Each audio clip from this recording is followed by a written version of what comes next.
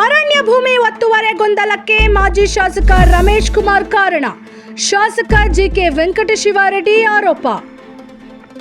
3180 ಎಕರೆ ರೈತರ ಭೂಮಿ ಇಂಡೀಕರಣ ಪ್ರಕರಣ.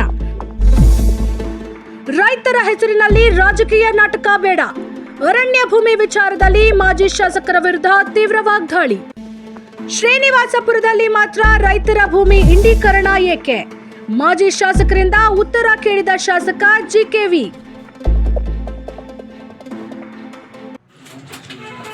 ತಮ್ಮೆಲ್ಲರಿಗೂ ಮತ್ತು ತಮ್ಮ ಮೂಲಕ ಕ್ಷೇತ್ರದ ಸಮಸ್ತ ಜನತೆಗೂ ಹೊಸ ವರ್ಷದ ಶುಭಾಶಯಗಳು ಹಾಗೂ ಸಂಕ್ರಾಂತಿಯ ಶುಭಾಶಯಗಳು. ಇತ್ತೀಚಿನ ದಿನಗಳಲ್ಲಿ ಅರಣ್ಯ ಭೂಮಿ ಒತ್ತುವರಿ ತೆರವು ಎನ್ನುವ ಕಾರ್ಯಕ್ರಮ ರೈತರಿಗೆ, ಜನಪ್ರತಿನಿಧಿಗಳಿಗೆ ಮತ್ತು ಸಂಬಂಧಪಟ್ಟ ಅಧಿಕಾರಿಗಳಿಗೆ ಅತಿ ಸೂಕ್ಷ್ಮವಾದ ವಿಷಯವಾದರೂ ದೊಡ್ಡ ಸವಾಲಾಗಿ ಪರಿಣಮಿಸಿದೆ. ಈ ಒಂದು ವಿಷಯವನ್ನು ಸಂಬಂಧಪಟ್ಟ ನಾವೆಲ್ಲರೂ ಎಚ್ಚರಿಕೆಯಿಂದ ಜವಾಬ್ದಾರಿಯುತವಾಗಿ ಸಮಾಜಕ್ಕೆ ಮತ್ತು ಮುಂದಿನ ಪೀಳಿಗೆಗೆ ಮಾರಕವಾಗದಂತೆ ನಿಭಾಯಿಸಬೇಕಾಗಿದೆ. ಕಳೆದ ವಾರ ನಮ್ಮ ಕ್ಷೇತ್ರದ ಮಾಜಿ ಶಾಸಕರಾದ ಸನ್ಮಾನ್ಯ ರಮೇಶ್ ಕುಮಾರ್ ಅವರು ಈ ಜಿಲ್ಲೆಯ ಕೆಲವು ರೈತರೊಂದಿಗೆ ಸಭೆಯನ್ನು ಮಾಡಿ ಕೆಲವು ವಿಚಾರಗಳನ್ನು ಚರ್ಚಿಸಿದ್ದಾರೆ. ಒಬ್ಬ ಜನಪ್ರತಿನಿಧಿ ಜನ ಸಮಸ್ಯೆಗಳನ್ನು ಆಲಿಸಿ ಸ್ಪಂದಿಸುವುದು ಒಳ್ಳೆಯ ಬೆಳವಣಿಗೆ. ನಾವಿದನ್ನು ಸಂತೋಷವಾಗಿ ಸ್ವಾಗತಿಸುತ್ತೇವೆ, ಸಮರ್ಥಿಸೋಣ. ಆದರೆ ನನ್ನ ಸ್ನೇಹಿತರಲ್ಲಿ ನನ್ನ ಒಂದು ಮನವಿ ಏನೆಂದರೆ, 50 ವರ್ಷಗಳ ರಾಜಕೀಯ ಜೀವನದಲ್ಲಿ ಸಂಧ್ಯಾಕಾಲದಲ್ಲಿರುವ ನೀವಾಗಲಿ ಅಥವಾ ನಾನಾಗಲಿ ಜನರ ಮುಂದೆ ನಿಮ್ಮಿಂದ ಆಗುವ ತಪ್ಪುಗಳು, ನಮ್ಮಿಂದ ಆಗುವ ತಪ್ಪುಗಳನ್ನು ಒಪ್ಪಿಕೊಂಡು, ನಮ್ಮಿಂದ ಆಗುವ ತಪ್ಪುಗಳನ್ನು ಒಪ್ಪಿಕೊಂಡು ಸತ್ಯ ಸಂಗತಿಗಳನ್ನು ಮಾತಾಡಬೇಕು. ಈ ದಿನ ಶ್ರೀನಿವಾಸಪುರ ತಾಲೂಕಲ್ಲಿ ಅರಣ್ಯ ಭೂ ಒತ್ತುವರಿ ವಿಚಾರದಲ್ಲಿ ರೈತರು ಅನುಭವಿಸುತ್ತಿರುವ ತೊಂದರೆಗಳಿಗೆ ಕಾರಣ ಯಾರು? 2021 ಏಪ್ರಿಲ್ನಲ್ಲಿ ಸುಮಾರು 3180 ಎಕರೆ ರೈತರ ಭೂಮಿ ಅರಣ್ಯ ಇಲಾಖೆ ಇಂಡೀಕರಣ ಆದ ದಿನ ನೀವು ಶಾಸಕರಾಗಿ ಮಾಡಿದ್ದೇನು? ಅಂದಿನ ದಿನ ನೀವು ಧ್ವನಿ ಎತ್ತಿದ ಸರ್ಕಾರ ಗಮನಕ್ಕೆ ತಂದು ತಡಿಬಹುದಿತ್ತು, ತಡಿಲಿಲ್ಲ. ಒಂದು ವೇಳೆ ಅದು ನಿಮಗೆ ಗೊತ್ತಾಗದೆ ನಡೆದಿದ್ದರೆ ಅದರ ನಂತರ 2023 ವಿಧಾನಸಭಾ ಚುನಾವಣೆಯವರೆಗೂ 7 ವಿಧಾನಸಭೆ ಅಧಿವೇಶನಗಳಲ್ಲಿ ಭಾಗವಹಿಸಿದ ತಾವು ಈ ವಿಚಾರವನ್ನು ಪ್ರಸ್ತಾಪ ಮಾಡಬಹುದಲ್ವೇ?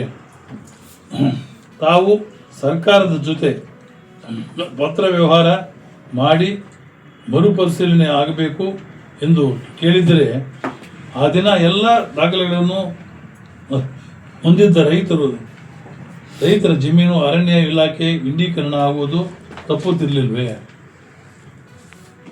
ಒಂದು ಅವಕಾಶ ತಪ್ಪುವುದಕ್ಕೆ. ಕೋಲಾರ ಜಿಲ್ಲೆಯ ಶ್ರೀನಿವಾಸಪುರ ತಾಲೂಕು ಬಿಟ್ಟರೆ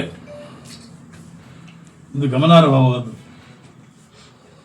ಬಿಟ್ಟರೆ ಯಾವ ತಾಲೂಕಿನಲ್ಲಿ ರೈತರ ಜಮೀನು ಅರಣ್ಯ ಇಲಾಖೆ ಇಂಡೀಕರಣ ಆಗಿದೆ?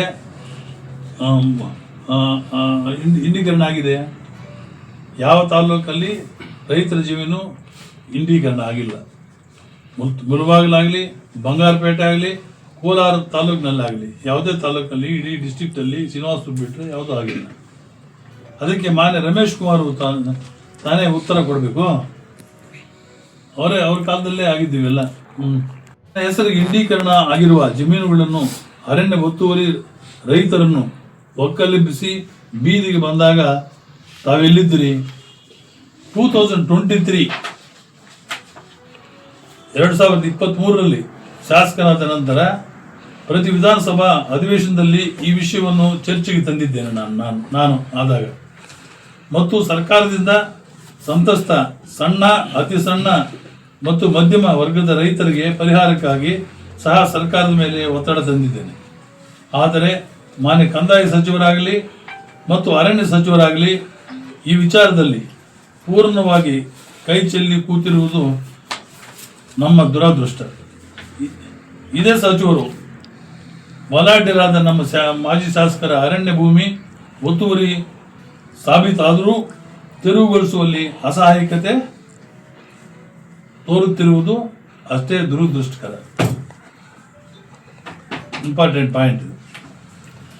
ಈ ದಿನ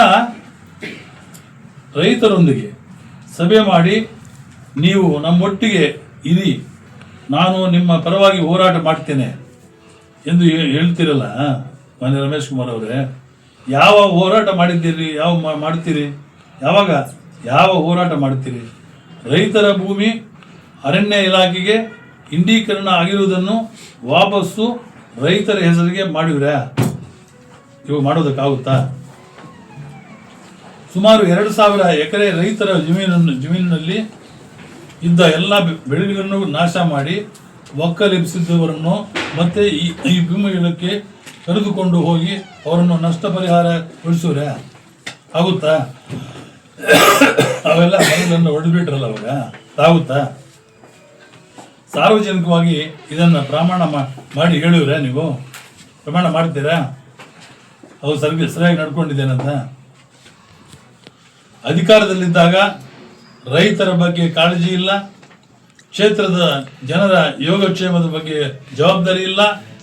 ಈ ಕ್ಷೇತ್ರದ 6 ಸಲ ಶಾಸಕರಾಗಿ, 2 ಸಲ ವಿಧಾನಸಭಾ ಅಧ್ಯಕ್ಷರಾಗಿ, 1 ಸಲ ಮಂತ್ರಿಯಾಗಿ ಎಲ್ಲ ಅಧಿಕಾರಿಗಳನ್ನು ಅನುಭವಿಸಿ ಸಂವಿಧಾನಿಕ ಹುದ್ದೆಗಳನ್ನು ಅಲಂಕರಿಸಿ ನೀವು ಈ ಕ್ಷೇತ್ರದಲ್ಲಿ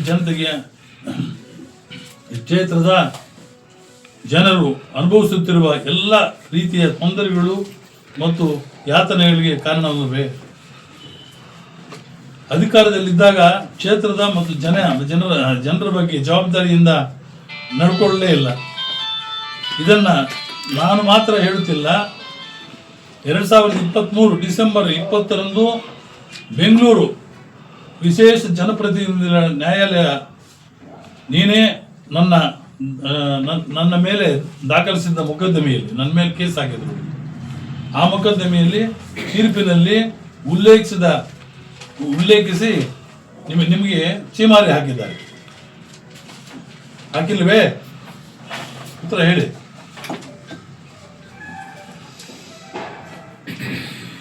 ಇಷ್ಟಲ್ಲದೆ నేను ನಡೆಸಿದ ರೈತರ ಸಭೆಯಲ್ಲಿ ಮೊನ್ನೆ ಮಾನ್ಯ ಕೇಂದ್ರ ಸಚಿವರಾದ ಕುಮಾರಸ್ವಾಮಿಯವರ ಹೆಸರನ್ನು ವಿನಾಕಾರಣ ಎಳೆದು ತರುವ ನಿಮ್ಮ ಉಚ್ಚಟತನ ಸರಿಯೇ? ಅಲ್ಲ, ಕುಮಾರಸ್ವಾಮಿಯವರ ಹೆಸರು ಯಾಕೆ ತರಬೇಕಿಲ್ಲಿ? ನಿನಗೆ ಅರಣ್ಯ ನೋಟಿಸು ಕೊಡಲಿಕ್ಕೆ ಕುಮಾರಸ್ವಾಮಿಯವರು ಕಾರಣ ಎಂದು ನೀವು ಹೇಳುವುದಾದರೆ, ಶ್ರೀನಿವಾಸಪುರ ತಾಲೂಕು 4,000 ಎಕರೆ ರೈತರ ಭೂಮಿಗೆ ನೋಟಿಸು ಬರಲಿಕ್ಕೆ ನೀನು ಮತ್ತು ನಿಮ್ಮ ಜವಾಬ್ದಾರಿತನ ಕಾರಣ ಅಲ್ವೇ? ಕುಮಾರಸ್ವಾಮಿ ಮೇಲೆ ಸುಮ್ಮನೆ ಅಪಪ್ರಚಾರ. ಏನೋ ಒಂದು ಕೇಂದ್ರ ಮಂತ್ರಿ ಆಗಿದ್ದಾರಲ್ಲ, ಪ್ರತಿಯೊಂದು ಸಾರಿ ಇಂಟರ್ಫಿಯರ್ ಆಗ್ತಾರೆ ಇದಕ್ಕೆ ಅಂತ ಮಾತಾಡಿದ್ದಾರೆ. ಮೊನ್ನೆ ಅವ್ರ ಬಗ್ಗೆ ಟೀಕೆ ಮಾಡಿದ್ದಾರೆ. ಮಾಡಿರುವುದೆಲ್ಲ ಇವರು ಅವ್ರ ಮೇಲೆ ಸುಮ್ಮನೆ ಬ್ಲೇಮ್ ಹಾಕಿದ್ರೆ ವಿಷಯ ಏನಂದ್ರೆ, ನಿನ್ನ ಸುಮಾರು ಇದು ಪಾಯಿಂಟ್ ಬನ್ನಿ, ಸುಮಾರು 100 ಎಕರೆ ಮೇಲ್ಪಟ್ಟು ಅರಣ್ಯ ಜಮೀನು ಒತ್ತುವರಿ ಈಗ ತೆರವುಗೊಳಿಸುವ ಅನಿವಾರ್ಯತೆ ಮುಂದುವರೆದಿದೆ. ಅರ್ಥ ಆಯ್ತಾ? ಇದನ್ನು ತಪ್ಪಿಸಿಕೊಳ್ಳಲಿಕ್ಕೆ ತಾಲ್ಲೂಕಿನ ಸಾಮಾನ್ಯ ರೈತರ ಜಮೀನನ್ನು ಪಣಕ್ಕಿಟ್ಟ, ಆದರೂ ನಿನ್ನ ಜಮೀನು ಉಳಿಲಿಲ್ಲ. ಅಂತಿಮವಾಗಿ ನಿಮ್ಮ ಜಮೀನನ್ನು ಉಳಿಸಿಕೊಳ್ಳುವ ಸಲುವಾಗಿ ವಿಕಾಸಸೌಧ, ವಿಧಾನಸೌಧ, ಅರಣ್ಯ ಮಂತ್ರಿಗಳು, ಮುಖ್ಯಮಂತ್ರಿಗಳ ಮನೆಗಳನ್ನು ಸುತ್ತಿ ಸಾಧ್ಯವಾಗಿದೆ. ಈಗ ರೈತರ ಪಾದವೇ ಗತಿ ಗೋವಿಂದ ಎಂದು ರೈತರನ್ನ ಸೇರಿಸಿಕೊಂಡು ಅವರ ಜಮೀನನ್ನು ಉಳಿಸ್ತೇನೆ ಎನ್ನುವ ಮುಖವಾಡವನ್ನು ಧರಿಸಿ ತನ್ನ ಜಮೀನನ್ನು ಉಳಿಸಿಕೊಳ್ಳುವ ಕಡೆಯ ಪ್ರಯತ್ನ ನಿಮ್ಮದಾಗಿದೆ. ಅರ್ಥ ಆಯ್ತಾ? ನಿನ್ನ ಜಮೀನನ್ನು ಉಳಿಸ್ಕೊಳ್ಳುವುದಾದರೆ ನಮ್ಮದೇನು ತಕರಾರಿಲ್ಲ. ಆದರೆ ಇದಕ್ಕಾಗಿ ಈಗಾಗಲೇ ದಿಕ್ಕು ಕಾಣದೆ ಕಂಗಾಲಾಗಿರುವ ರೈತರಿಗೆ ತಪ್ಪು ಮಾಹಿತಿ ಕೊಟ್ಟು ಬೀದಿಗೆಳೆದು ಜಿಲ್ಲೆಯಲ್ಲಿ ಅರಾಜಕತೆ ಸೃಷ್ಟಿ ಮಾಡಿ ಮನೆಗಳಿಗೆ ಬಿದ್ದ ಬೆಂಕಿಯಲ್ಲಿ ನಿಮ್ಮ ತುಪ್ಪ ಕಾಯಿಸಿಕೊಳ್ಳುವ ಚೇಷ್ಟೆಗಳನ್ನು ಮಾಡುವ ಎನ್ನುವ ಎಚ್ಚರಿಕೆಯನ್ನು ಈ ಮೂಲಕ ಕೊಡ್ತಾ ಇದ್ದೇನೆ.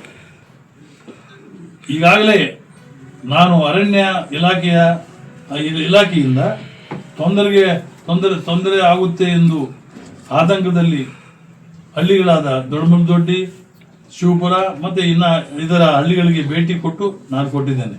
ಭೇಟಿ ಕೊಟ್ಟು ಅವರೊಟ್ಟಿಗಿದ್ದು ನಾನು MP ಇಬ್ಬರು ಹೋಗಿದ್ದು, ಒಟ್ಟಿಗಿದ್ದು ಅವರೊಟ್ಟಿಗೆ ಯಾವುದೇ ತೊಂದರೆಯಾಗದಂತೆ ನೋಡಿಕೊಳ್ತೇವೆ ಎಂದು ಭರವಸೆ ಕೊಟ್ಟಿದ್ದೇವೆ. ಎಲ್ಲ ರೈತರಿಗೂ ಕೂಡ ತಮ್ಮ ಮುಖೇನ ಇವತ್ತು ನಾನು ಭರವಸೆ ಕೊಡ್ತಾ ಇದ್ದೇನೆ. ಏನು ತೊಂದರೆಗಳಾಗಿದ್ದು ಆದರೂ ಮುಂದಿನ ದಿವಸಗಳಲ್ಲಿ ನಾನು ನಿಮ್ಮ ಜೊತೆಗೆ ಇರ್ತೇನೆ ಅಂತೇಳಿ ನಾನು ಮಾಡ್ತಾ ಇದ್ದೇನೆ. ಇನ್ನು ಅರಣ್ಯ ಭೂ ಒತ್ತುವರಿ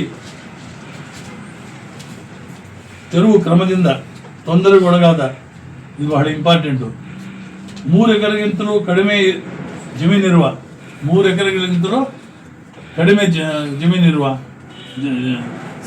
ಅತಿ ಸಣ್ಣ ರೈತರಿಗೆ ಅವರ ಭಾಗದಲ್ಲಿ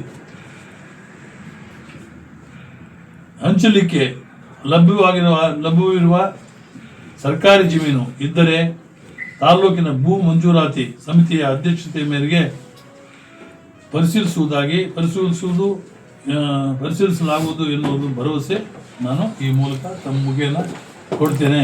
ನಾನು ಕರೆಕ್ಟಾಗಿ ಹೇಳಿದೆ. ನಾರಾಯಣ ಸ್ವಾಮಿಯವರ ಸಣ್ಣ ರೈತರಿಗೆ ಭರವಸೆ ಕೊಡ್ತಾ ಇದ್ದೇನೆ.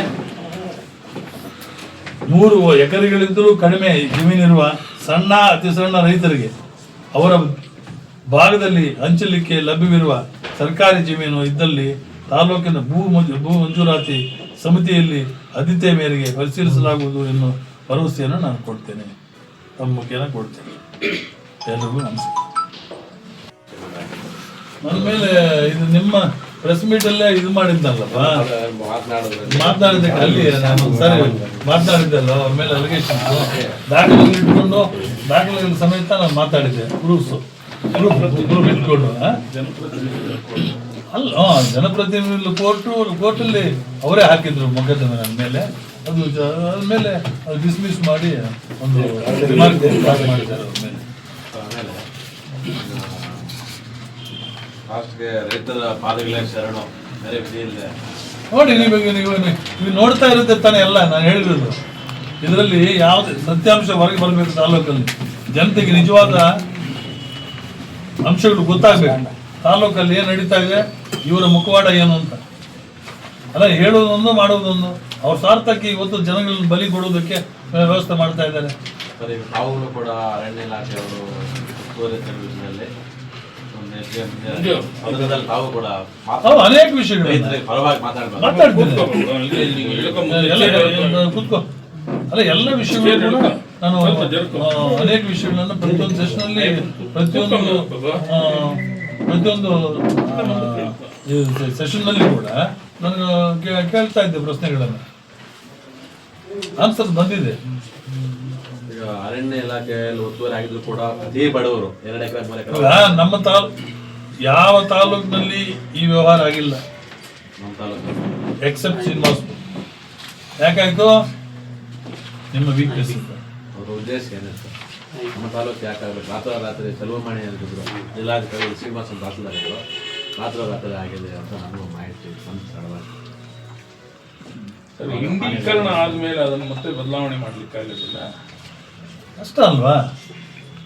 ಮಾಡ್ಬೋದು, ಆ ಮನಸ್ಸು ಇರ್ಬೇಕಲ್ಲ. ಆಗುತ್ತಾ? ಅವಕಾಶ ಇದೆಯಾ ಅದಕ್ಕೆ? ಹೋರಾಟ ಮಾಡಬೇಕು. ಅದೇ ಹೇಳ್ತಾ ಇದ್ದಾರೆ. ಅಲ್ಲ ಅವರದೇ ಒತ್ತುವರಿ ತೆರವಾಗಿದ್ದರು ಇದೆ ಎಲ್ಲ ಆಗಿದ್ರು ಕೂಡ ಇವಾಗ ಅವರು ಸರ್ಕಾರ ತಗೊಳ್ಳೋದಕ್ಕೆ ರೆಡಿ ಇಲ್ಲ, ಮೇನಾವೇಶ ಮಾಡ್ತಾ ಇದ್ದಾರೆ. ಆ ಮನುಷ್ಯನಿಂದ ತೆರವು ಮಾಡಿ ಅಂತ ಹೈಕೋರ್ಟ್ ಆದೇಶ ಬಂದಿದೆ, ಡೆಲ್ಲಿಯಿಂದ ಬಂದಿದೆ, ಎಲ್ಲ ಕಡೆ ಬಂದಿದೆ. ನಮ್ಮ ಕುಮಾರಸ್ವಾಮಿ ಅವ್ರ ಮೇಲೆ ಗೂಬೆ ಗುರಿಸ್ತಾನೆ, ಅವ್ರು ಮಾತಾಡ್ತೀವಿ ಫೋನ್ ಮಾಡ್ತಾರೆ ಅಂತ. ಯಾರಿಗೆ ಫೋನ್ ಮಾಡ್ತಾರೆ? ಅವರು ಎಕ್ಸ್ ಚೀಫ್ ಮಿನಿಸ್ಟ್ರು. ಯಾರಾದ್ರೂ ನೀವು ನಾವು ಯಾರಾದ್ರೂ ಹೋದಾಗ ಅವರ ಸಮಸ್ಯೆಗಳನ್ನು ಆಲಿಸುವುದು ಅವರ ಧರ್ಮ ಅಲ್ವಾ?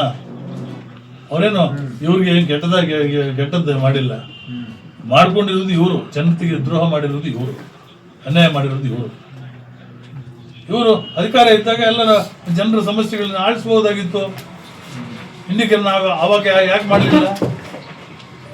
ಯಾಕೆ ಮಾಡಿಸಿದ್ರು? ಅವಾಯ್ಡ್ ಮಾಡ್ಬೋದಾಗಿತ್ತಲ್ಲ. ತನ್ನ ಜಮೀನು ಮಾತ್ರ ಉಳಿಸ್ಕೋಬೇಕು, ಬೇರೆ ಅವ್ರದ್ದೆಲ್ಲ ಹೋಗ್ಬೇಕು.